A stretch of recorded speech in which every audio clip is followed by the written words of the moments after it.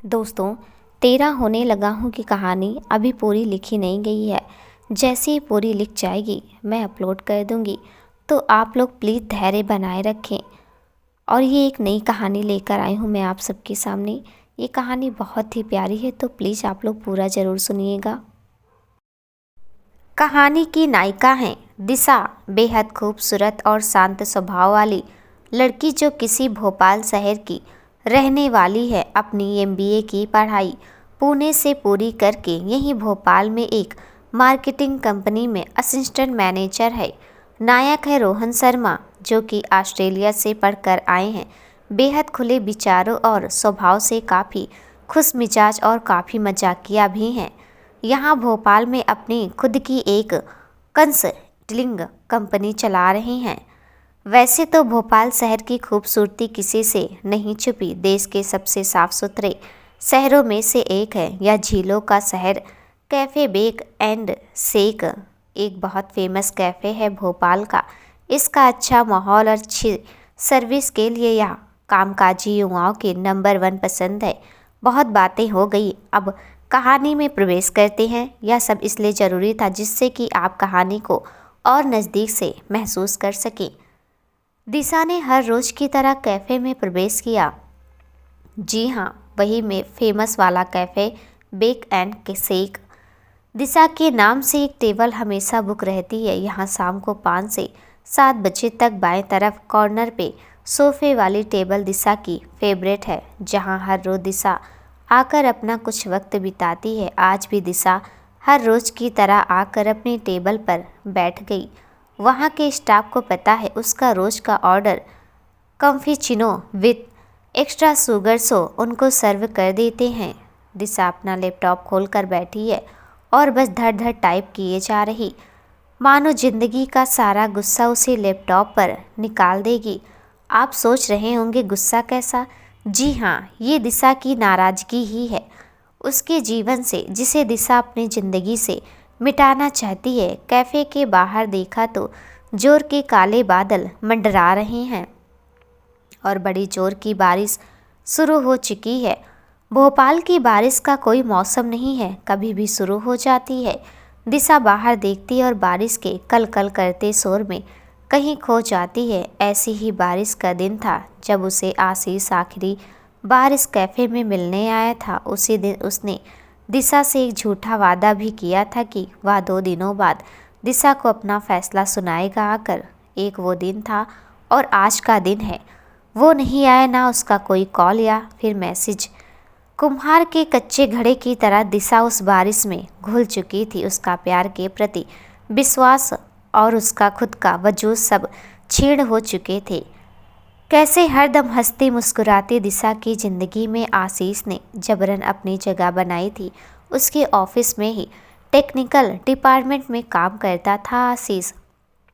Office की new year party में उसने दिशा को प्रपोज कर दिया। दिशा थी ही इतनी खूबसूरत कि हर कोई उसका दीवाना था। ऑफिस में टॉप मैनेजमेंट से लेके चपरासी तक सब उसके फ़ैन थे। पहले तो आशीष के प्रपोजल को उसने स्वीकारा नहीं, क्योंकि दिशा अपनी ज़िंदगी में बहुत सुलझी हुई और बेहद स्पष्ट थी अपने फैसलों के प्रति।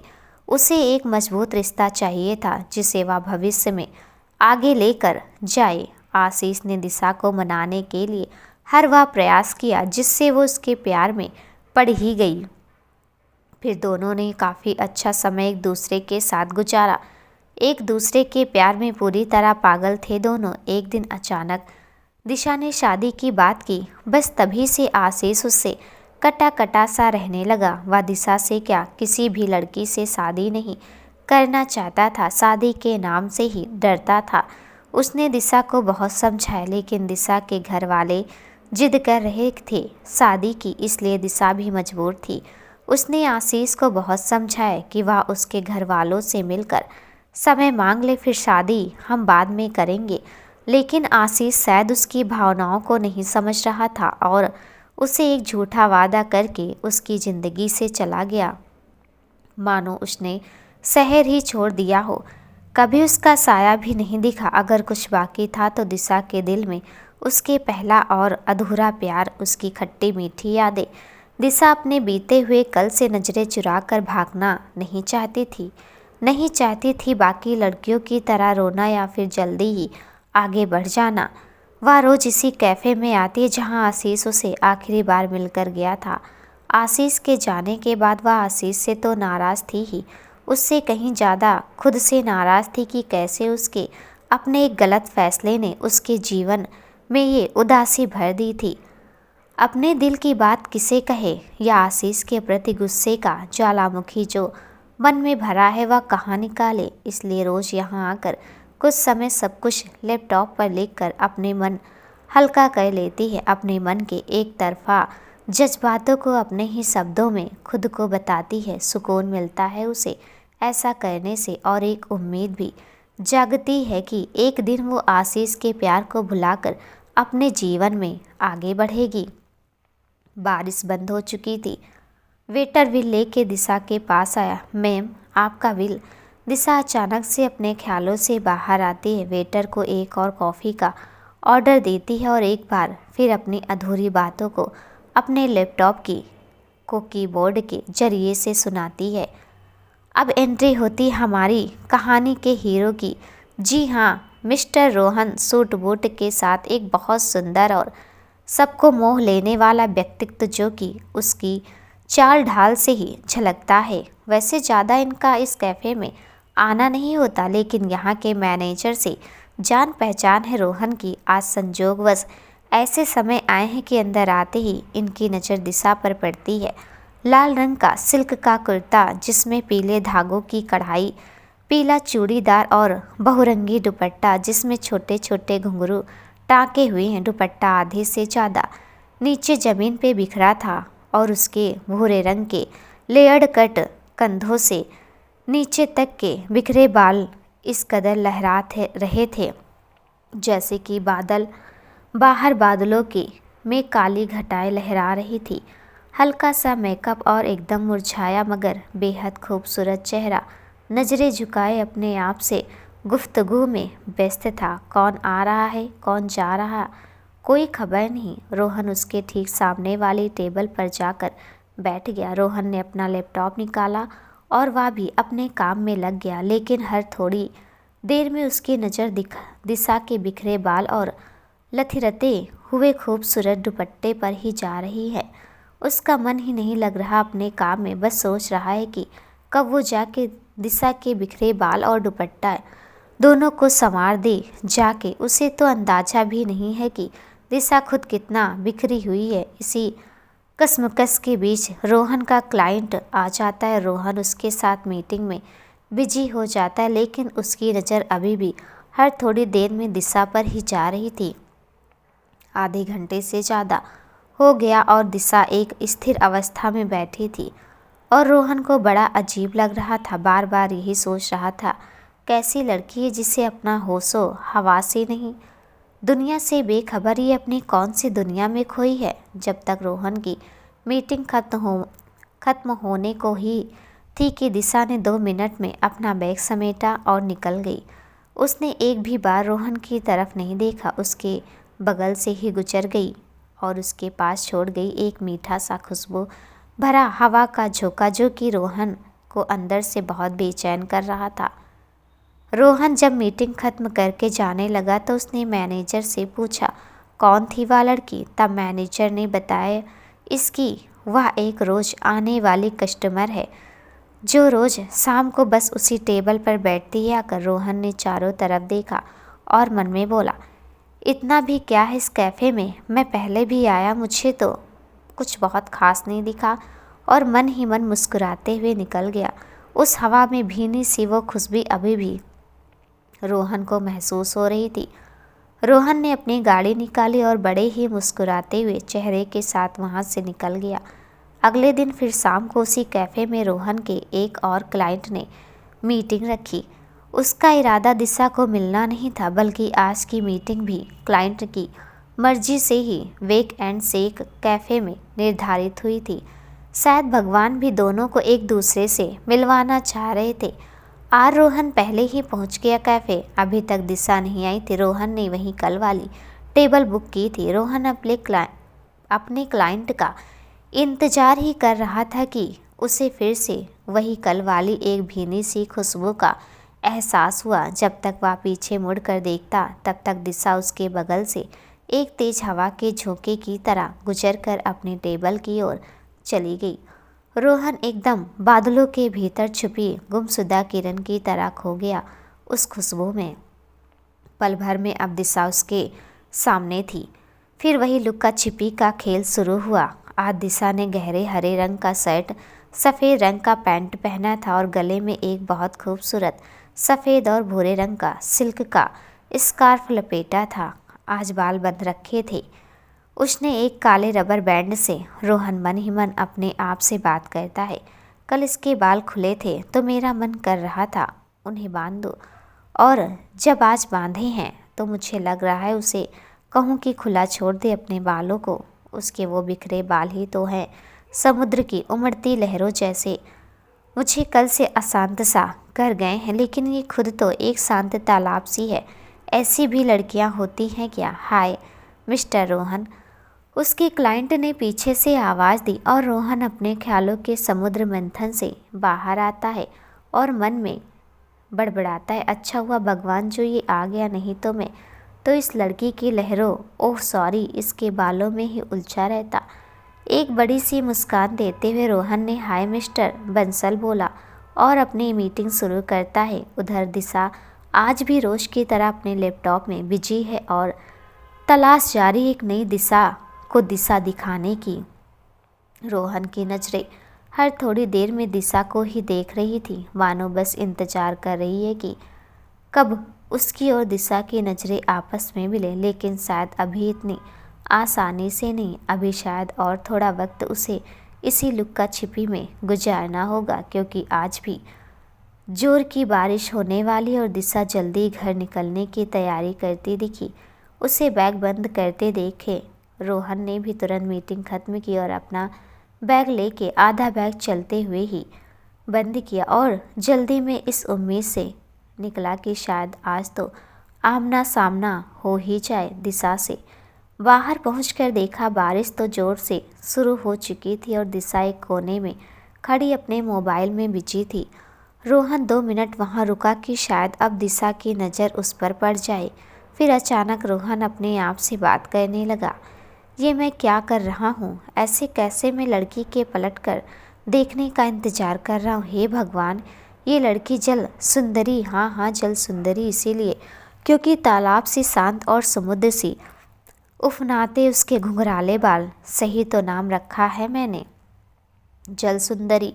पता नहीं किस दुनिया में रहती है, देखती ही नहीं है आस पड़ोस कुछ भी। वो तो बस उसके बालों की घुमड़ती लहरें ही हैं जो मुझे कल हाय हेलो कर गई, आज तो वो भी नहीं। रोहन ने कार निकाली और जाने को हुआ और एक लास्ट टाइम बिना किसी भी उम्मीद के उसने दिशा की ओर देखा और दिशा इस समय रोहन और उसकी गाड़ी को ही ध्यान से देख रही थी, क्योंकि कल भी उसने यही नीले रंग की कार यहाँ देखी थी। रोहन और दिशा की नज़रें आज एक दूसरे से टकरा ही गई और फिर उस एक पल में ही रोहन की हालत ऐसी थी जैसे किसी प्यासे ने मीठे पानी के सागर में डुबकी लगा ली हो। दिशा ने बहुत साधारण सी प्रतिक्रिया दी और फिर नज़रें घुमा ली। उधर घर पहुंचकर रोहन अभी भी उस मीठे दरिया से वापस नहीं आया था। दिशा की वो एक नज़र रोहन के जहन में बहुत सारी उत्सुकता और कई सवाल पैदा कर गई थी। अब बस इंतज़ार था दिशा को दोबारा देखने और उससे बात करने का। इधर दिशा के घर पहुंचते ही उसकी माँ ने उसे बात करने के लिए बिठाया और बोली, माँ देखो बेटा, मैंने तुम्हारे कहने पर पूरे 6 महीने तुम्हें दिए कि जो भी हुआ उससे भूल जाओ, आगे बढ़ो और नई शुरुआत करो। लेकिन तुम अभी भी जवाब नहीं दे रही। तुम्हारे चाचा चाची एक बहुत अच्छा रिश्ता लेकर आए हैं तुम्हारे लिए और मैं अब किसी को भी और ज़्यादा रोक नहीं पाऊँगी। पापा ने मुझे बोला है आज तुमसे बात करके मैं दिन बता दूँ कब उन्हें घर बुलाना है। दिशा ने धीरे से माँ का हाथ पकड़ा और अपने दोनों हथेलियों के बीच माँ का हाथ दबा के बोली, माँ आप दुनिया की सबसे अच्छी माँ हो। सिर्फ माँ नहीं, आप मेरी सबसे अच्छी दोस्त भी हो। ये सब कहते दिशा की आंखें छोटे मासूम बच्चे की तरह छलक रही थी। उसने कहा, माँ, जैसे इतना समय दिया है वैसे बस 10 दिन और दे दो। आज गुरुवार है और अगले रविवार उन्हें बुला लेना। आप इतना करोगी ना मेरे लिए, मेरी प्यारी माँ। दिशा की माँ भी नम आंखों से अपने दोनों हाथों से दिशा के दोनों कंधों को पकड़कर बोलती, बेटा, अब 10 दिन में ऐसा क्या हो जाएगा जो 6 महीनों में नहीं हुआ? तुम क्या करने वाली हो दिशा? माँ ने बड़ा परेशान होकर पूछा। दिशा ने माँ को गले लगाया और बोली, बस आपकी दिशा आपके पास वापस आएगी, जैसे पहले थी एकदम वैसी। मैं जो अपने अतीत को रोज़ अपने लैपटॉप में उतारती हूँ, बस उससे अपनी की हुई गलतियों से सीखने की कोशिश कर रही हूँ। आपको तो मुझ पर मुझसे ज़्यादा भरोसा है। आपका दिया हौसला ही तो है कि मैं अपने अतीत का डटकर सामना कर रही हूँ। बिना भागे उस पुराने अधूरे सपने को दफन करने की भरपूर कोशिश कर रही हूँ। बस थोड़ा सा समय और माँ, सिर्फ 10 दिन, फिर आपकी दिशा और आपकी दिखाई दिशा में ही आगे बढ़ेगी। दोनों माँ बेटी ने एक दूसरे को जोर से गले लगाया और एक दूसरे के आंसू पोंछे।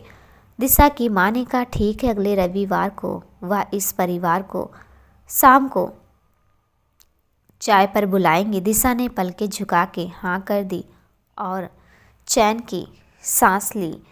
आज फिर एक चमकती हुई सुबह। भोपाल शहर का मौसम एकदम खुशनुमा। फरवरी के महीने में गुलाबी सुबह और हल्की सी ओस। हर रोज़ की तरह आज भी दिशा ने नाश्ता किया और टैक्सी में ऑफिस निकल गई। शाम को फिर वहीं रोज़ की तरह कैफ़े में आना हुआ। दिशा जैसे अपने टेबल की तरफ बढ़ी तो उसकी नज़र रोहन पर पड़ी, जो कि पहले से उस टेबल पर बैठा था। दिशा के वहाँ पहुँचते रोहन को एहसास हो गया था कि दिशा आ गई है। उसकी वो खुशबू अब उसके दिमाग में बस गई थी। उसने ऐसे महसूस कराया जैसे कि वह बहुत व्यस्त है और आंखें गड़ाए हुए अपने लैपटॉप पर बस इंतज़ार कर रहा था कि कब दिशा और उससे बातें करे आकर। दिशा टेबल की ओर गई। रोहन को बैठा देख पहचान तो गई कि इसे तो उसने कल भी देखा था, ये तो वही लड़का है। लेकिन दिशा ने उसे बिना कुछ कहे दूसरी टेबल पर जाकर बैठ गई और मैनेजर को बुलाकर पूछा तो उसने कहा कि जब आज रोहन सर आए तो सिर्फ यही टेबल खाली थी।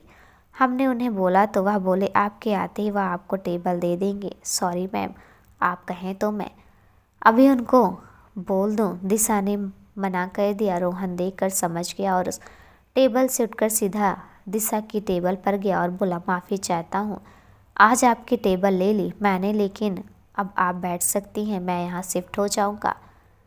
दिशा ने बिना किसी हाव भाव के बोला, कोई बात नहीं, और वहाँ से बैठ उठने ही वाली थी कि रोहन ने उसे अपना परिचय दिया। वैसे मेरा नाम रोहन है, मैं पिछले 1 साल से भोपाल में हूँ, उससे पहले ऑस्ट्रेलिया में था। दिशा एकदम शांत, कोई प्रतिक्रिया नहीं, और बोली, ओके, क्या अब मैं जा सकती हूँ? अगर आप सामने से हटे तो। रोहन ने बड़ी हिम्मत करके पूछा, आपका नाम क्या है? दिशा ने जवाब नहीं दिया और बैग उठाने लगी। रोहन समझ गया कि शायद उसे इस कदर बात करना पसंद नहीं आ रहा था। रोहन भी साइड में हो गया और दिशा जाने लगी और फिर जाते जाते बोली, मेरा नाम दिशा है। रोहन ने थैंक्स बोला और मन में इतना खुश हुआ कि मानो वर्षों से मांगी हुई कोई मन्नत पूरी हो गई हो। रोहन अपनी टेबल पर बैठ गया। बस फिर वही रोज वाला लुक्का छिपी का खेल शुरू हुआ। रोहन मन में खुद से बातें शुरू कर देता और उधर दिशा अपने लैपटॉप के साथ बिजी है। रोहन दिशा को नज़र भर के देखना चाह रहा है लेकिन हिम्मत नहीं हो रही। आज दिशा ने कैजुअल कपड़े पहने थे, शुक्रवार के हिसाब से नीले रंग का डेनिम जीन्स और सुर्ख लाल रंग का टॉप, सफ़ेद स्कार्फ और उसके खुले हुए बाल। आज दिशा ने हाई हील्स भी पहने थे। रोहन में मन में बड़बड़ा रहा था, शायद लाल रंग जल सुंदरी का पसंदीदा रंग है, वैसे हर रंग की रंगत खिल जाती है उसके ऊपर। इन बालों का क्या करूं? मुझे ध्यान हटाने ही नहीं देते हैं उसके ऊपर से। सोचता उसके बालों पर कोई कविता लिख डालूं और मन में इतनी जोर हंसा कि उसकी हंसी चेहरे पर दिख रही थी।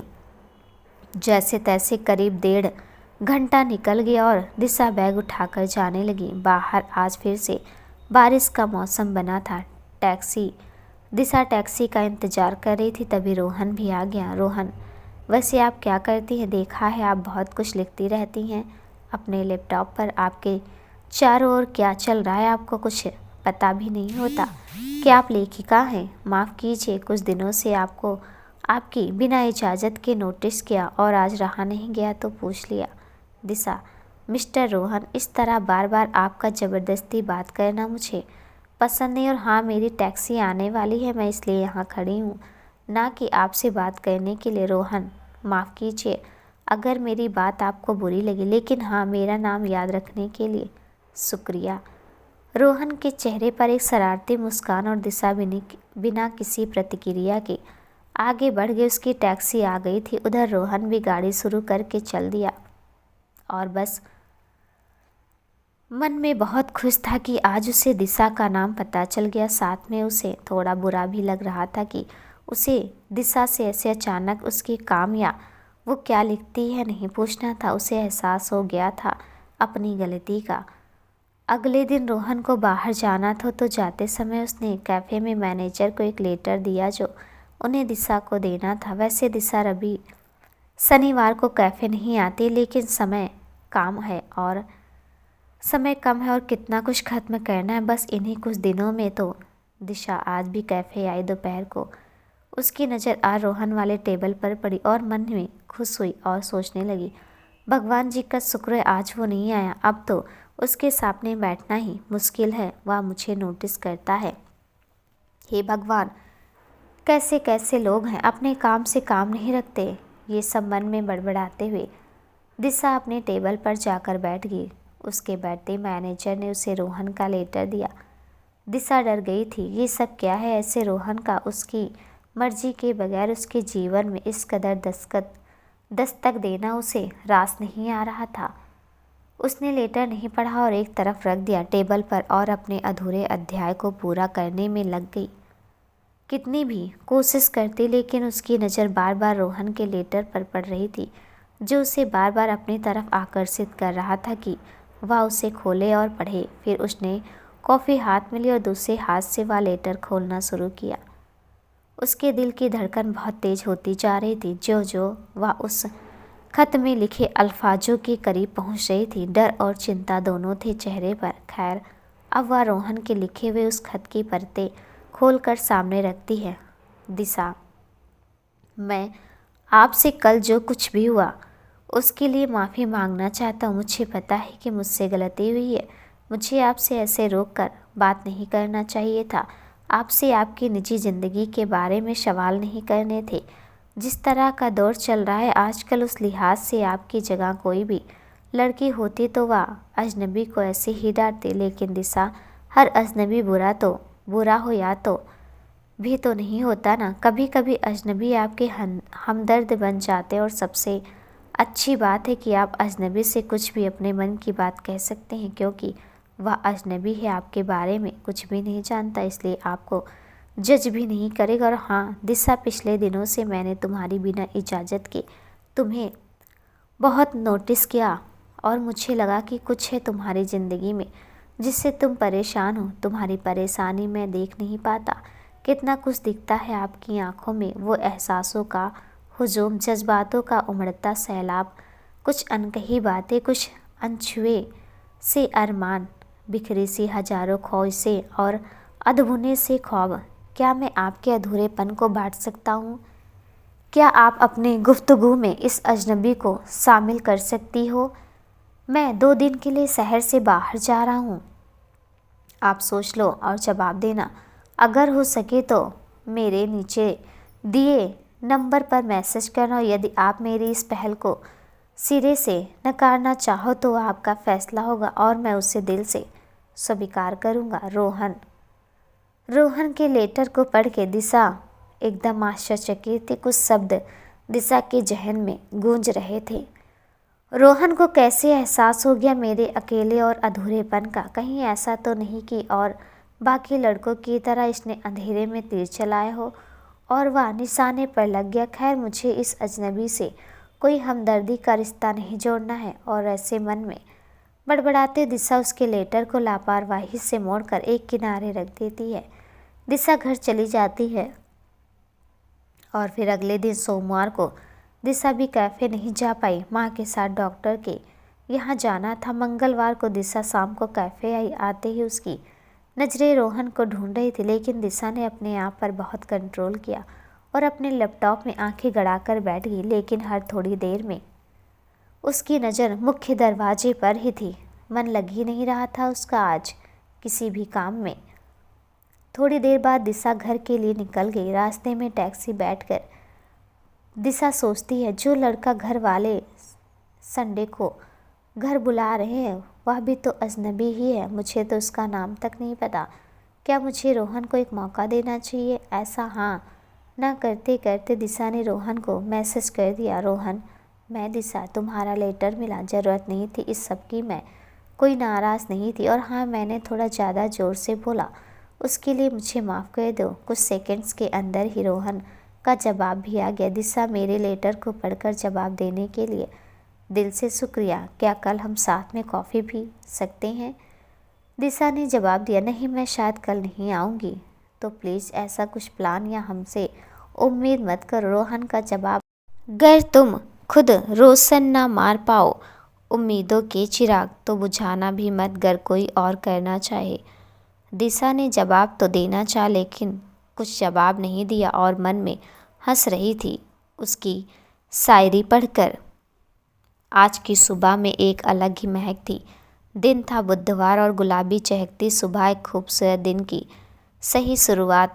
दिशा शीशे के सामने 4 ड्रेसेज बदल चुकी थी। मतलब कि मैडम ने मन बना लिया था रोहन से मिलने का, तभी तो आज सजने संवरने में इतनी दिलचस्पी ले रही है।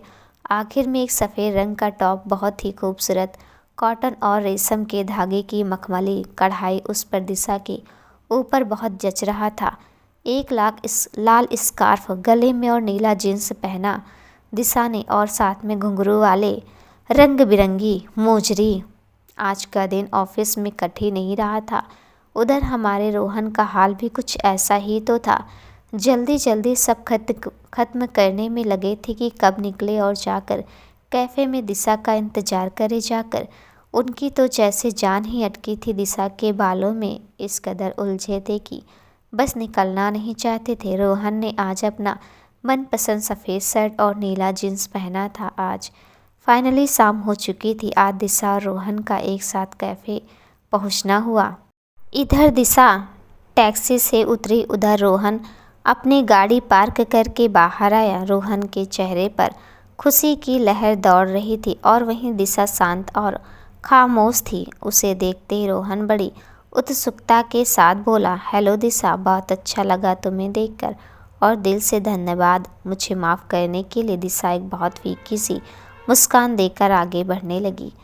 रोहन ने उसके लिए दरवाज़ा खोला एकदम जेंटलमैन जैसे, और दिशा को पहले अंदर जाने दिया और खुद पीछे से उसके बालों की खुशबू का पीछा करते हुए ऐसे आगे बढ़ा जैसे कोई भंवरा खूबसूरत फूल पा गया हो। दिशा अपने टेबल की तरफ बढ़ रही थी, तभी रोहन ने उसे टोक दिया, आज वहाँ नहीं, आज यहाँ बैठेंगे। और रोहन उसे कैफ़े के दूसरी ओर ले गया जहाँ एक टेबल पर बहुत सुंदर मोमबत्ती जल रही थी और एक छोटे से कार्ड पर लिखा रखा था, दिशा के लिए एक नई दिशा।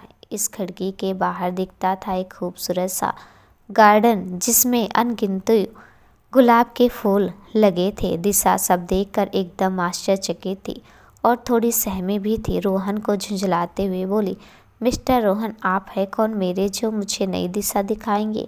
हम आज पहली बार मिल रहे हैं। रोहन ने बीच में बात काटते हुए कहा, नहीं दिशा, तुम भले ही मुझसे आज पहली बार मिल रही हो, लेकिन मैं तुमसे आज 5वीं बार मिल रहा हूँ। एकदम शरारती और दिलफेक अंदाज में उसने बोला। दिशा शांत हो गई, एकदम खामोश, और रोहन कुछ न कुछ बड़बड़ किए जा रहा था। फिर करीब आधा घंटा बीतने पर दिशा बोली, क्या अब मैं जाऊँ अपने टेबल पर? अगर तुम्हारी बातें हो गई हो तो। रोहन, अरे ऐसे कैसे, अभी तो मैंने वो कहा ही नहीं जो कहने आया था और तुम बोर भी हो गई। ये तो बेइज्जती है रोहन शर्मा की। दिशा उससे घूर कर देखती। रोहन बोलता, ओके, आई एम सॉरी। अब मेरी बात सुनो ध्यान से। तुमसे पिछली 4 मुलाकातों में मैं इतना तो समझ गया हूँ कि कहीं जोर से टकराकर टूटा है तुम्हारा दिल और तुम उसे जोड़ने में लगी हो। अब ये मत पूछना मुझे कैसे पता, अगर मैंने बता दिया तो तुम फिर नाराज़ हो जाओगी। देखो दिशा, ज़िंदगी अगर कुछ दुख देती है या कुछ हमसे छीनती है तो इसका मतलब ये नहीं कि हम हार कर बैठ जाएं। एक रास्ता बंद होता है तो ज़िंदगी 10 नए दिखाती है। बस हमें आगे बढ़ना होता है, अपने लिए सबसे अच्छा रास्ता चुनना होता है। और हाँ, उन 10 रास्तों में एक रास्ता आपके सबसे करीब भी हो सकता है, आपके आसपास, आपके सामने भी हो सकता है। और फिर अपनी शरारती हंसी से खिलखिलाकर हंसा और दिशा भी अभी उसकी बात पर हंस रही थी और बोलती है, हाँ ये रास्ता मेरे पीछे पीछे मेरे साथ चल रहा है। और दिशा भी खुलकर हंसती है। रोहन उसे देखता ही रह जाता है। दिशा के उड़ते हुए बाल और उसका ऐसे खिलखिलाकर आंख मूंद कर हंसना, ऐसा लग रहा था मानो कि किसी प्रेम रस से भरी कविता अपने सुरों के साथ खिलखिला रही हो। रोहन ने दिशा को बोला, तुम खिलखिला कर हंसती हो तो कितनी डरावनी लगती हो, मैं तो डर के मारे कांपने लगा था। दिशा कहती, अच्छा जी, तो आपके डरने वाले एक्सप्रेशन इतने रोमांटिक कैसे दिख रहे हैं। और एक बार दिशा फिर से जोर से हंसती। रोहन कहता, बस मेरा काम हो गया, अब तुम चाहो तो जा सकती हो। दिशा बड़े आश्चर्य से पूछती है, काम मतलब मुझसे मिलना था, काम था? मिलना काम था, रोहन बोलता। अरे नहीं, तुमसे मिलना काम नहीं था, बल्कि तुम्हें ऐसे हंसते हुए देखना चाहता था। तो अब थोड़ा हल्का महसूस हो रहा है और हम अब तुम्हें ज़्यादा डिस्टर्ब नहीं करूँगा, तुम जाकर अपना वो बोरिंग काम कर सकते हो। दिशा बोलते, शुक्रिया रोहन, बहुत अच्छा लगा तुमसे बात करके। बस थोड़ा पकाते ज़्यादा हो लेकिन बातें फिर भी अच्छी करते हो। दिशा जाने के लिए उठी। रोहन भी उठा और बोला, बस एक वादा करो, कल फिर एक कॉफ़ी मेरे साथ पियोगी। दिशा, तुम ज़्यादा डिमांडिंग नहीं हो रहे हो? और क्यों मैं तुम्हारी बात मानूं? रोहन अपने शरारती मुस्कान के साथ कहता है, ये तुम अपने दिल से पूछना तो तुम्हें जवाब मिल जाएगा। दिशा एकदम शांत, बिना किसी प्रतिक्रिया की वहाँ से निकलकर अपने टेबल पर बैठ जाती है। अभी भी आधा घंटा है उसके पास अपने लैपटॉप से गुफ्तगू करने के लिए। दिशा लैपटॉप तो खोल लेती है लेकिन मन नहीं लग रहा था अब उस पुराने अध्याय को पूरा करने में। उसे लग रहा था कि सब कुछ बदल रहा है, उसे अब आशीष को पीछे छोड़कर आगे बढ़ना चाहिए। रोहन की कई बातें दिशा के जहन में गूंज रही है। रोहन जा चुका था और दिशा का मन नहीं लग रहा था। वह भी थोड़ी देर में निकल गई। रास्ते में थी, रोहन का मैसेज आता है, हौसला तो नहीं मगर दिल ए नादान ये कहता है, क्यों ना तुझसे एक छोटा सा इश्क कह लूँ। दिशा पलट कर जवाब देती है, तुम थक जाओगे हमारा इंतज़ार करते। हम अल्फाजों में इस कदर डूबे हैं कि बाहर आना नामुमकिन है। रोहन, वाह क्या बात है, मैडम को शेर और शायरी का भी शौक़ है, बड़ा मज़ा आएगा। घर पहुँचे फिर आराम से बात करते हैं। दिशा ने कुछ जवाब नहीं दिया। घर पहुंचकर खा पी कर सोने के लिए और कमरे में पहुंची ही थी कि रोहन का मैसेज आ गया, आज सब्जी में नमक ज़्यादा था क्या? दिशा, तुम पागल हो गए हो क्या? मैंने तो आज सब्जी खाई ही नहीं, मैंने तो सिर्फ खिचड़ी खाई। रोहन, तो फिर ऐसा मुंह क्यों बनाया है? ज़्यादा नमक का खाना खा के आई हो, हंस लो थोड़ा। दिशा, ये बहुत ही बकवास सा मजाक था और खूब ज़ोर से हंसती है। रोहन, तुम हंस गई ना, बस यही चाहता था। दिशा, तुमने क्या मुझे हंसाने का जिम्मा ले लिया है? रोहन, ऐसा ही कुछ समझ लो, मुझे अपने आसपास उदास लोग अच्छे नहीं लगते, और उस पर भी वो खूबसूरत हो तो बिल्कुल भी नहीं। और हाँ दिशा, कल तक अजनबी थी, तुम आज दिल के एक कोने में कब्जा करके बैठ गई हो, तो अब ध्यान तो रखना ही होगा ना। दिशा, कितनी बातें बनाते हो तुम, अब मैं सोने जा रही हूँ, गुड नाइट। रोहन, इतना झूठ क्यों बोलती है? मुझे पता है तुम सोने नहीं, अपना लैपटॉप हाथ में लेकर उससे गुफ्तगू करने जा रही हो, मुझे उल्लू बनाकर। सही कहा ना मैंने? दिशा, लेकिन तुम्हें सब कैसे पता होता है? तुमने कहीं कोई सीसीटीवी तो नहीं लगाया ना मेरे कमरे में? रोहन, तुम नहीं समझोगी, जो लोग दिल में बस जाते उन्हें देखने के लिए किसी कैमरे की ज़रूरत नहीं, बस अपने ही दिल में झांकना होता है। दिशा, गुड नाइट। रोहन, जाते जाते कल मिलने का वादा भी किए जाओ, जिससे हम भी सुकून से सो सकें। दिशा, कल की बात कल करेंगे। रोहन, उफ, गुड नाइट। करीब 1 घंटे दोनों की मैसेज पर बात हुई। उसके बाद दोनों को ही नींद नहीं आ रही थी। उधर रोहन दिशा के बारे में सोच रहा है और दिशा इधर अपने बचे हुए 3 दिनों के बारे में सोच रही है। क्या होगा इन 3 दिनों में, कैसे उस नए लड़के को मिलेगी दिशा। अपने एहसास कोई मशीन तो नहीं जब जिसके लिए दिल चाहा बटन दबाकर ऑन कर दिए। अब ये रोहन जो दिल में आकर दस्तक दे रहा है, इसका क्या करूं। कल जाकर उसे सब सच सच बता दूंगी अपनी बीती ज़िंदगी के बारे में कि क्या हुआ और क्या होने वाला है, और फिर उसके बाद देखूंगी कि ज़िंदगी क्या मोड़ लेगी। अब जो हो चुका है मेरे साथ, उससे बुरा तो नहीं होने दूंगी मेरे साथ। अपनी गलतियों से सीख तो गई हूँ, अब कोई खोखला रिश्ता नहीं चाहिए मुझे। अब जो भी रिश्ता होगा वह एक मजबूत बुनियाद पर खड़ा होगा। सब सोचते सोचते दिशा की आंख लग गई और दूसरे दिन सुबह ही आंख खुली। आज जल्दी से तैयार होके दिशा ऑफिस निकल गई। नाश्ता भी नहीं किया। पूरे रास्ते बस ये सोच रही थी कि अब 3 दिन में ऐसा क्या करेगी जिससे उसे शादी से के झंझट से छुटकारा मिल जाए। एक तरफ सोच रही कहीं भाग जाती हूँ, फिर दूसरी तरफ माँ से किया हुआ वादा याद आता है और इसी सब के बीच में रोहन का अध्याय अलग खुल चुका है। उफ, करूँ तो क्या करूँ, बड़ी दुविधा में हूँ। रोहन को सब कुछ बता देती हूँ, शायद वही कुछ रास्ता सुझाए। मेरा तो अब दिमाग ही नहीं लग रहा। शाम होते ही दिशा भागी कैफ़े के लिए। देखा रोहन भी आ चुका था, लेकिन एक मीटिंग में बिजी था। दिशा अपने टेबल पर जाकर बैठ गई। उसने भी अपना लैपटॉप खोला और ऐसे दिखाने लगी कि वो कितनी बिजी है, लेकिन मन नहीं लग रहा था उसका। हर थोड़ी देर में बस रोहन को ही देख रही थी और रोहन वहाँ से भी मीटिंग ख़त्म होने का इंतज़ार कर रहे थे। आधे घंटे बाद मीटिंग ख़त्म हुई और रोहन ने दिशा को मैसेज किया, दिशा क्या हम आज कहीं और जा सकते हैं कॉफ़ी पीने? यहाँ रोज़ रोज़ कॉफ़ी पीना थोड़ा बोरिंग है ना। देखो मना मत करना प्लीज़। दिशा ठीक है, लेकिन मुझे ज़रूरी बात करनी है रोहन। बस गाड़ी में बैठते ही तुम्हारी बात सुनता हूँ। दोनों एक साथ गाड़ी से निकलते हैं। दिशा को परेशान देखकर और रोहन उसे हंसाने की कोशिश करता, अपने बाल बांध लिया करो, कभी कभी कितनी डरावनी लगती हो ऐसे खुले लहराते बालों में। दिशा देखो रोहन, मैं बिल्कुल मजाक के मूड में नहीं हूँ, तुम अपनी बकवास बंद करो। रोहन छेड़ते हुए, फिर किस चीज़ का मूड है? दिशा घूरती है और बोलती है, मैं सीरियस बात कर रही हूँ रोहन। ओके बताओ क्या हुआ दिशा। तुम पहले एक वादा करो कि तुम्हें मैं जो भी बताऊंगी उसके बाद तुम मेरे प्रति अपनी कोई राय नहीं बनाओगे। जब तक तुम मुझे खुद अच्छे से जान नहीं जाते रोहन। राय तो मैंने पहले ही बना ली है, और वो है कि तुम थोड़ी सी पागल हो, अपना समय बहुत बर्बाद करती हो। अब चलो बोलो भी। मेरा वादा है, मैं जो भी सोचूंगा तुम्हें बता दूंगा, पक्का वादा, सच्चा वादा। रोहन और दिशा दोनों हंसने लगे। रोहन, उफ कितनी मुश्किल से हंसी हो आज। दिशा, रोहन, मेरा एक बीता हुआ कल है जिसमें बहुत कुछ ऐसा हुआ है मेरे साथ जो कि नहीं होना था, लेकिन कुछ गलतियां हो गई अनजाने में, और अब मैं बहुत नाराज़ हूँ अपने आप से, इस ज़िंदगी से। हर पल यही सोचती हूँ मैंने कैसे गलत इंसान पर भरोसा किया। हर पल बस इसी गिल्ट में जी रही हूँ, कैसे आगे बढ़ूँ। रोहन बीच में टोकते हुए, बहुत ही ज़्यादा बोरिंग था तुम्हारा बीता हुआ कल, लेकिन अब तुम उसे हैपनिंग नहीं बना सकती हो। और बहुत हंसता है।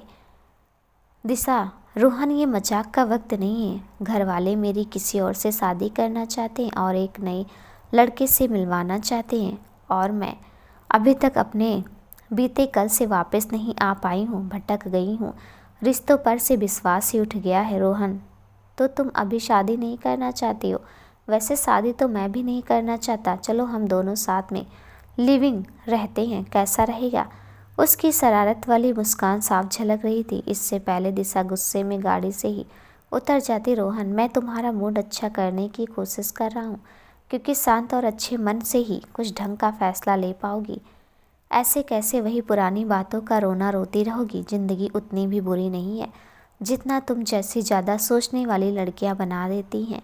देखो दिशा, जो बीत गया उस पर हमारा कोई जोर नहीं, हम उसके लिए कुछ नहीं कर सकते सिवाय कुछ सीखने के और सबक लेने के। मुझे उम्मीद है कि बात तो तुम्हें मिल ही गया है। हमारा वश होता है हमारे आज पर, और इसी आज पर हमारा भविष्य निर्भर करता है।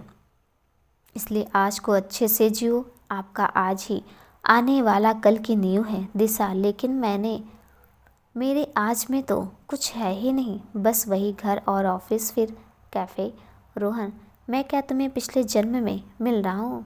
मैं भी तो हूँ रोहन शांत। 2 मिनट की शांति के बाद एक पहाड़ी सा हल्का सुनसान एकदम वहाँ गाड़ी रोकता है। एक छोटी सी चाय की दुकान थी। शाम के 6 बज चुके थे। मौसम एकदम ठंडा, मस्त हवाएं चल रही थी।